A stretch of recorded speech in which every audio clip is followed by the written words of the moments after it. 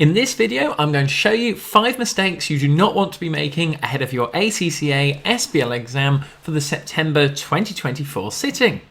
My name is James, welcome to my YouTube channel. Be sure to subscribe so you don't miss out on any of my ACCA videos that could help you to pass.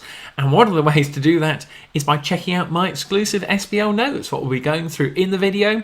And if you'd like a copy of it yourself, just click the link in the description of this video and you can show them off to your friends, have them at work. I don't mind, they're definitely going to help you to pass, along with doing mock papers 2-time under exam conditions. And I'm delighted to say I'm associated with Astranti, where they're actually offering you a free SBL analysis pack.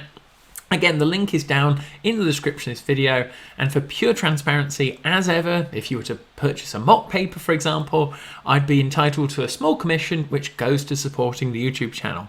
But as always, a massive thank you for all the support, like, subscribing. If you have any questions, leave me a comment below, I'll get back to you.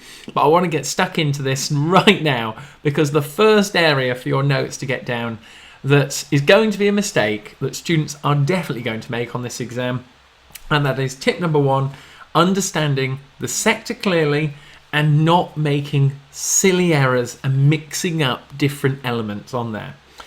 So what am I getting at? Well, first of all, have a look at my notes on here, the bits in purple. Our company is called Bago on there, just be crystal clear. But there's going to be some students who get a bit mixed up, maybe thinking that the company is actually called TNC. Now, TNC is the industry itself, the Transport Network Company. That is where it's the type of industry that we're working in terms of, like, if it's Uber or Grab on there as the business model. And you've got different transport network companies on there. Bago is one of them. You can see at the bottom of my notes, Zenby is the market leader on there. So that is one area I think there's going to be some mixing up, especially under the exam pressure on the day. And the next one you'll see on my top right hand side of my notes on there, careful not to mix up Bago with Beeland. Bago is the company, and I know this sounds so simple, but you just think under that exam pressure, Beeland is the country which Bago and Zenby operate in on there. So again, just be crystal clear for your notes not to get those mixed up, especially with the sort of type of industry that we're referring to, because in your exam, and I'll just scroll it down on here so you can see it from the professional skills, you are given credit because in this exam you've got 80 technical marks, 20 professional skills marks, and part of the professional skills marks are commercial acumen and the way you communicate. So you've got to be talking about the correct entities and understanding that Beeland is the country, and then saying that, right, I understand that Bago is the company that we're referring to, and they only operate in the Beeland market on there. Students are going to get confused because Zenby is a multinational, the main competitor, where they've been established for longer, and I'll even put my mouse on it for you down here, where Zenby, the market leader, operates in over 50 countries, to which Beeland is one of them. So this is the level of detail and specifics that, again, under that exam pressure, just make sure you're really crystal clear and you understand the differences between the two and what I'm picturing what is going on in the scenario on there. The next bit, which I'm going to refer to on here, is actually how the business operates, as I said, understanding it clearly, where we've got the TNC customers and the TNC drivers. So the customers are the people that get in the taxis, and the TNC drivers are the people that drive them there. And the key bit on here for your notes is the customers have an app and the drivers have an app. So exactly like if you've used Uber before on there. Sadly, Uber aren't sponsoring this video. Who knows if they're watching. But in your exam, you could get something specific about the customer's app or about the driver's app, and making sure that you're aware that there are different sort of functionalities to it and being really specific on there. So that is my tip number 1, understanding the sector clearly, how it operates, how customers actually pay for a taxi, the different revenue streams. You can have a look at the ride hailing and ride sharing process. They've put that in there for a reason, because there are going to be some students who don't understand Bago, Beeland, Zenby, countries worldwide, and it's going to throw them off under the exam pressure. So that is tip number 1, understanding the sector clearly and the different dynamics on there. Number 2 now, so important, application of ACCA SBL theories to the scenario and not just relaying a textbook answer. So what I'm getting at there is you've got all of this pre-seen information that gives you little nuggets on there about different areas of SBL theory that could come up, your classic ones on there, your pestle, SWOT analysis, and I've done you a little breakdown, as you can see just above me now, as to different elements of pestle, Porter's 5 forces, SWOT analysis, and not overlooking those other theories on the right hand side, the value chain, diamond analysis, and Ansof's matrix. What too many students do is they learn the theories. They learn that pestle stands for political, economic, social, technological, environmental, and legal. But then look at my notes on the side there, the details as to where in the pre-seen notes have we been given some sort of inklings as to what they could potentially test us on. And therefore, that is the gap. That is the difference between you being in the 50% of SBL students who pass this exam, applying the theories back to the scenario, versus the 50% who will unfortunately fail this exam, is that they don't recognise, for example, the technical areas of the SWOT analysis, that Zenby's strengths are that they are the multinational global leader, one of the global leaders, on there. But then for Bago, the company we're looking at, they're established in 250 cities, purely in Beeland, and they're the second largest firm on there. But it's those theories on the side. Don't just relay a textbook answer. You might get 1 mark for it, but a marker is going to be looking for you to apply that specific pre-seen knowledge that we've got here, as you can see in my notes, the unseen knowledge and information that we're given on the exam day that you've got to process yourself, and then lastly, the key terms that you're going to be getting in the requirement, actually to direct you to it. So you'll see on my notes on here, you get hints like pestle, technology factor here, social factors. Again, you've just got to be prepared on your toes for the exam day that theories will come up and you have to apply it correctly using the information back to the scenario. So that is tip number 2, application of theories back to the scenario.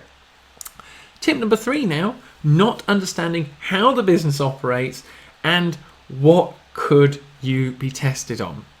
So what am I getting at here? Well, there are lots of dynamics how this business operates, and there are just some little factors, we'll come on to the services that Bago provide now, that are just, it's going to show up someone who is not aware of the different aspects and how it is functioning for Bago. So just start off with the revenue streams. Nearly 3/4 of their revenue in 2003 are from ride hailing. So there's a big risk there as to if the licensing gets actually revoked or they lose some of it for some of the cities, they could have that would have a massive impact on Bago's actual business. They have no service customer rentals. They don't actually do any renting of the cars itself. We're given some KPIs on the side. Everything looks great on there. Revenue's increasing, rides are going up as well, and those are different factors to be aware of. But then we've got the other areas that link into it as to understanding the business. The number of active customers is going up to 19 million. You can see on the graph there for the growth. We've got the number of cities they're operating in. It goes up to 250. We're also given about the latest developments and how the apps work. This is where you've got the business and industry they're working in is sort of an Uber-based approach. But then remember, Uber then gave a different revenue stream and went into Uber Eats. So that's where we have latest developments in the food industry, driverless cars, electric vehicles.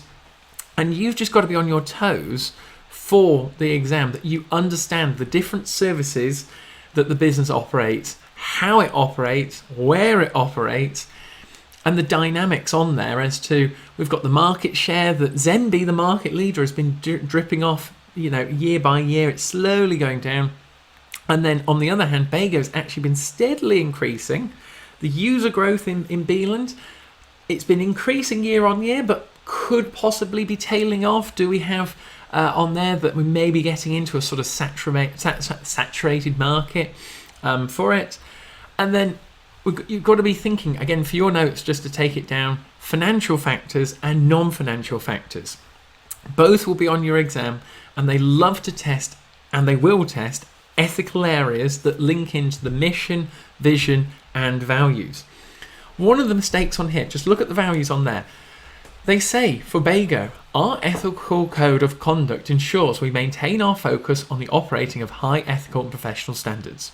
That's saying to me, right, they're going to look to implement something on the lines of the ACCA Code of Ethics. You can see at the bottom, integrity, objectivity, professional behaviour. Expect it on your exam. Ethics will be there. But we don't have their ethical code of conduct.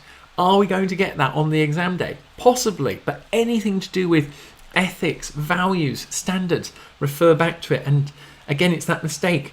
If you don't understand the business, how it operates, and the pre-C materials before you go in, you're going to be at a massive disadvantage, and that is why it's my tip number 3 to be aware of. Tip number four, mistake not to make is it's not all positive for BAGO. There are lots of things on here. Don't get me wrong. Their revenue is increasing. The number of customers is increasing. They're the second largest on there. I'm going to come up to the actual market share point on here, which was the first one, where lots of students will see it and they'll go, wow, BAGO's increasing year on year. That's fantastic. However, from a SWOT analysis point of view, there is a threat looming on there. If you look at the other column, so this is new entrants who have seen the opportunity in this market with populations increasing, the number of active users on the app increasing. The rate of growth of that other column is getting more and more steeper. So again, that's another threat just to be aware of, that Beeland aren't going to have it their own way. And also, if they were to lose any of the licenses, they've got only small revenues in terms of the business services. They have no revenue in terms of the service customer rentals. And then you've got the other things such as food as well to go into and other services. That could be an interesting thing to come up on your exam that wouldn't be all sunshine and rainbows for BAGO on there. The other key thing linking to the KPIs now, not to make a mistake on, is that, again, it all looks great. Active users going up, revenue going up, but driver satisfaction has been going down. One of the main KPIs, and we'll pull it down here, as to, at the bottom, you'll see it on the graph. This is where driver satisfaction has been going down. It's still 60%, but it's been dropping year on year on year. Why has this happened? We could be given more information on the unseen information on the actual exam day, but the thing that I just don't get on there, I'll put my mouse by it, is we're given the statement that at the end of each ride, drivers and customers must rate their ride. Any customer or driver who submits a rating below 80% satisfaction is prompted to provide more details. It's been below 80% for the last 3 years. So then you're saying to yourself, where are these more details going, and what are they actually going to do about it? And the last point for your notes is, just on this, to say it's not all positive, please expect on your exam day it not to be all perfect and sunshine and rainbows. Something will go wrong for BAGO, and you are going to have to make a professional judgment about that. There are lots of different dynamics in the pre-C notes that you've got to really get your head around as to. They're looking to expand the cycling, micromobility. They've been doing that over the last 2 years. Is that going to go well? The other factors on here are involving the safety issues, I think is another prominent area. I'll put my mouse on it there. So safety issues, major challenge in the TNC industry, potential lawsuits and legal factors in a pestle analysis. So again, what could happen if they got a massive fine or they were due in court due to a customer or driver suing? Tip number 4 for you there. It's not all positive, and be aware of all the different variables of things that could go wrong and contingency plans in place. And mistake number 5 on there is not doing a mock paper 2 times before your SBL exam. Or should I say, doing as many mock papers to time as possible. As I said, you can check out the Astranti ones, the link is down below.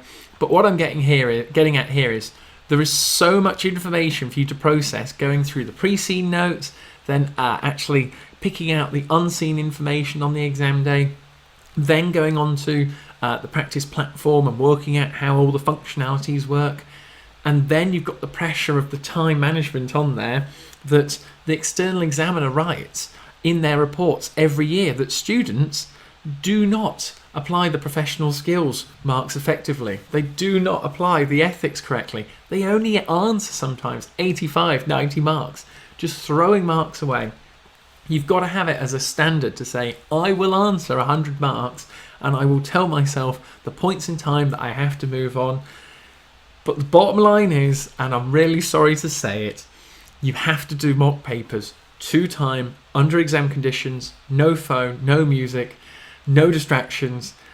And when you get that result and you've watched this video and you can come back to me and say, James, I did those mock exams, I did them to time, and this is the result, I got my 50 plus, you will thank me on there. Do not underestimate it. This is a super tricky exam. We're at the strategic level now in terms of the ACCA exams. It's a big step up, and it's just so that you do not underestimate it, because it is super, super, super tricky on there. So that is tip number 5. Mock examinations to time, applying the pre-seen notes, and getting you in the right mindset so that you've already done a similar attempt to what you'll be going through when it comes to your real exam. Whew. And that takes us through our top 5 mistakes you do not want to make ahead of your ACCA SBL exam. If you want to check out my notes, again, click the link down below, guys. The mock papers are down there. Hopefully you've enjoyed today's video, so be sure to give it a massive like and subscribe so you can watch all the other videos on the channel. I've put a couple of videos up at the top now. Click one of those, it's going to take you straight on to the next one, and I'll see you there. So thank you very much.